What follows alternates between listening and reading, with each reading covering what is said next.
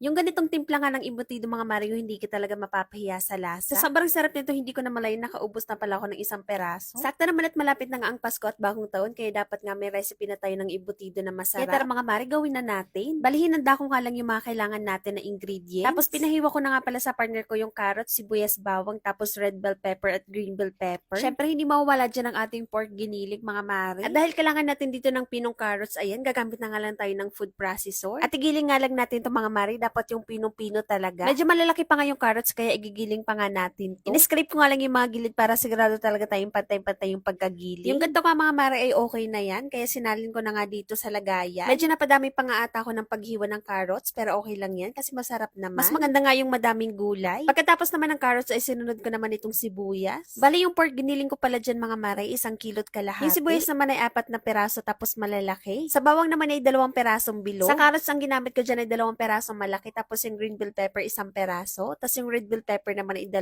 peraso. Pero wag kayong mag-alala mga Mari kasi ilalagay ko naman sa comment section yung recipe para naman lahat tayo ay makasunod. Hindi ko nga alam kung naglalagay ba talaga ng bell pepper sa embutido. Pero naglagay na nga lang din ako mga Mari para nga masarap ang ating embutido. Bali pinagsabay ko na nga lang sa giling yung bell pepper na green at red kasi paras lang naman yan. Natapos na ka din tayo sa paggiling kaya ayan, magtitimpla na nga tayo. Bali nilagay na nga pala natin dyan yung sibuyas, bawang, bell pepper, carrot. Maglalagay din tayo dito ng isang sachet ng raisins. Tapos hindi mawawala dyan yung ating pickles. Mas lalong sasarap nga ang ating embutido pag maglalagay nga tayo ng ganto. Siguro mga 3 kutsara nga ang aking nilagay dyan. Tapos maglalagay nga tayo ng pampalasa tulad nga ng paminta, tapos asin. Para nga pinong-pino powder nga na paminta ang aking nilagay. Tapos naglagay na nga din pala ako ng asukal, mga 2 kutsara. Para lalong masarap nga ang ating embutido, maglalagay nga tayo dito ng cheese. Bali, i-grate lang natin yan. Konti nga lang yung nalagay ko na asin kasi ito nga yung magpapaalat sa ating embutido. Kaya dinamihan ko na talaga ng cheese. Siyempre, hindi mawawala dyan ang ating itlog. Maglalagay nga ako dyan ng 4 na peraso. Tapos ang last nga natin na ilalagay itong evap. Siyempre, para lalong mas masarap at mas malinamnam nga ang ating embutido. Huwag nga natin ubusin yung isang lata mga Mari. Kalahati nga lang ang ibuhos natin dito. Yan na nga lahat ng ating mga pampalasa, tapos pwede na nga natin itong haluin. Ginamay ko na nga para mas lalong mapadali ang ating paghahalo. Pero syempre, gagamit nga tayo dyan ng gloves. Medyo kinulang pa nga tayo sa breadcrumbs, kaya ayan, naglagay pa nga tayo ng siguro mga kalahating cup. Tapos nagdagdag pa nga ako dyan ng paminta. Tapos halu-haluin lang natin itong mga Mari ng maayos. Siguro mga 10 minutes kung hinalo yan. Para sure naman talaga tayo na pantay nga yung lasa. At after 10 minutes nga, ito na nga ang naging itsura. Bago nga natin ibalot to, ititikman ko nga muna. Bali, nagpainit nga lang ako ng mantika mga Mari. Tapos magpipirito nga lang tayo ng konti lang. Para naman malaman natin kung tama na nga yung timpla. Or di kaya kailangan pa natin dagdagan ng pampalasa. Bali, iprito nga lang natin to hanggang sa maging golden brown. Pero feeling ko naman ay okay na nga yung timpla kasi habang piniprito nga ay napakabango na. Okay na nga yung timpla kaya hindi na nga ako nagdagdag ng pampalasa. Malalaman mo naman mga Mari kung okay na nga yung lasa habang hinahalo mo nga ay napakabango na. Kahit hilaw pa yan sa amoy pa lang ay malalaman mo na talaga na sakto na nga yung timpla. Ganun din ba kayo mga Mari pag nagtitimpla ng embutido or di kaya ng Shanghai? Kasi yung ginagawa ko nga mga Mari, pag tapos ko na nga timpla na iaamuyin ko nga. Aamuyin ko kung kulang pa nga sa sibuyas or bawang. Or di kaya ng asukal, asin or paminta. Pero pag naamoy ko naman yung sibuyas, bawang, tas mga ibang pampalasa ay okay na yan sa akin. Sa amoy pa nga lang ay malalaman ko na talaga kung sakto na nga yung timpla or di kaya kung kulang pa. So ayan na nga mga Mari, balik na nga tayo dito sa ating embutido. Nagtunaw nga lang ako ng butter kasi mamaya nga ibabrush natin dito sa foil. Pagkatapos naman yan, naggupit-gupit na nga ako dito ng foil. Siyempre hindi mawawala ang ating hotdog tapos cheese. Ilalagay nga natin yan mamaya sa gitna ng embutido. Tinamad nga ako maglaga ng itlog kaya hindi na nga ako maglalagay. Ayan, bali magsisimula na nga tayo magbalot mga Mari. Parang hindi dumikit ang ating embutido, nagbrush nga lang ako dito ng butter. Ginamitan ko na nga lang din ng pansukat para nga pantay-pantay nga ang ating embutido. Nagdikit-dikit nga yung raisins kaya hiniwa-hiwalay ko nga muna mga Mari. Para naman lahat nga ng slice ay malagyan ng raisin. Tapos naglagay na nga ako dito ng hotdog tapos cheese. Tapos pwede na nga natin itong irolyo. Medyo hindi nga ako expert dito sa pagbabalot. Pero ginawa ko naman ang aking makakaya. Siguraduhin lang natin na mahigpit talaga. Para naman walang space sa gitna, paghahatiin na nga natin ito mamaya pag maluto na. Hindi ko nga natansya yung foil kaya medyo mahaba nga ang aking gupit. Pero okay lang yan mga Mari, maluluto din naman yan. Pagkatapos naman i-close nga lang natin dito sa gilid. At iikot-ikutin lang natin yung foil hanggang nga sa maging mahigpit na. Ganito nga yung magiging itsura mga Mari. Ganun nga lang kadali magbalot at ulit-ulitin nga lang natin hanggang sa maubos nga lahat. May mga nababasa nga din ako na ayaw nila ng raisin sa embutido. Pero sa totoo lang masarap naman ng raisin. Hindi ko nga alam ba't ayaw ng iba. Pero sa mga hindi nga mahilig sa raisins ay okay lang naman kahit hindi nyo nalagyan yung embutido. Masarap pa din naman yan. Sa lahat nga ng handa ko sa birthday mga Mari, dito talaga ako na-excite sa embutido. Hindi ko na din kasi matandaan kung kailan nga ang huling kain ko ng ganito. Kaya imbis na Shanghai nga ang aking lulutuin ay embutido na nga lang. Sa totoo lang mas nadadalian talaga ako sa embutido kaysa sa Shanghai. Sa pagbabalit pala ng Shanghai ay matagal na. Kesa nga dito sa embutido ay mabilis ko nga lang nagawa. At mabilis lang din ang pagbabalot. At syempre mas masarap pa. Nagkulang nga ako sa hotdog mga Mari kaya cheese na nga lang yung nilagay nilagay ko dito. Siguro mga 4 na peraso ko yung nagawa ko tapos cheese nga yung nasa gitna. Medyo nagmamadali na nga din ako dyan kaya hindi na nga ako nagpabili. May 1/2 cup pa nga dito na natira kaya ito na nga lang yung titikman ko mamaya pag maluto na. Bale may isang hotdog pa nga dito tapos naglagay na nga din ako ng cheese. Syempre hindi pwedeng hindi natin titikman to pag maluto na. Kaya ito na nga lang yung titikman natin mamaya, yung maiksi. Tapos higpitan na nga lang natin yung gilid. At yan, mabilis nga lang ako natapos. Nakagawa nga tayo dito ng 11 pieces na malalaki. Pagkatapos naman i-steam nga lang natin to ng mga 1 oras. Para nga mas mabilis mga marai, nagpakulo na nga din ako dyan ng tubig. At agad ko na nga din nilagay itong mga imbutido. Hindi nga nagkasya kaya nilagay ko na nga lang sa ibabaw yung iba. Hindi naman natin pwedeng tabunan yung mga butas kasi wala naman naglalabas na init. At after 1 hour nga, i-check naman natin to kung luto na. Habang ini-steam nga itong mga marai, grabe napakabango nga dito sa bahay. Sa amoy pa nga lang ay nakakatakam na. Grabe kahit yung partner ko ay takam na takam nga dito sa amoy pa lang. Mainit-init pa nga, itinikman na nga namin lahat at grabe napakasarap nga. Talaga namang magustuhan ng lahat.